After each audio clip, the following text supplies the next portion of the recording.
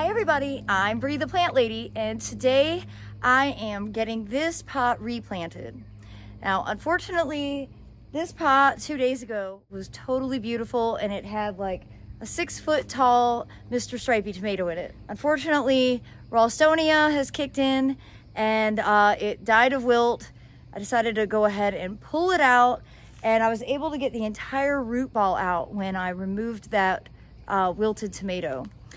I did thoroughly clean it, and I actually went ahead and treated it with like a 10% bleach solution, all before I realized I really should be making a video because this might be useful for somebody. You know, even if you don't have pots that have disease issues, now is a really good time of year to think about looking at all of your containers, and if you're having trouble keeping certain ones watered, now's the time to think about either dividing them or basically pulling the entire thing out and putting it into a bigger pot, because it's only July, and here in Zone 7, North Carolina, these combinations are really gonna last typically until like Thanksgiving, and that's a long time to try and keep a root-bound pot container plant going. I went ahead and looked at all of mine, and today I've decided I'm gonna go ahead and just start fresh. I have some veggie mix from Soil Cube here that I'm going to put into my pot, and then I found one last tomato plant hidden in my greenhouse, and it's my favorite variety, cream sausage. So I'm gonna get that planted along with a couple of other things.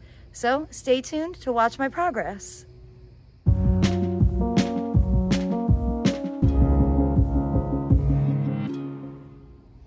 All right, it's planted. It's not that exciting now, but I think it will be. And what exactly did I plant? Well, right here is red turmeric, which I got from Southern Exposure Seed Exchange. Here is the cream sausage tomato.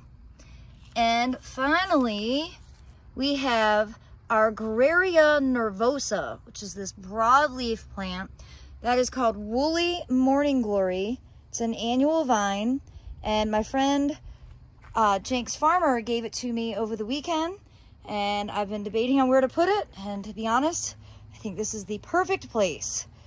It probably will get really tall, that's fine. I can train it up this glass light.